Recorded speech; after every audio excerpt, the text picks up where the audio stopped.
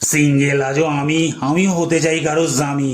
এখন আমার কাছে সোনার থেকে একটা রিলেশনশিপ খুব দামি। পড়ে যাচ্ছে টাক, হয়ে যাচ্ছি ঝোড়ো কাক, তবু এখনো কারোর মুখে আমি শুনলাম না গো ডাক। আমি এতটাই সিঙ্গেল যে কেউ 10 ডিগ্রিও দেয় না অ্যাঙ্গেল।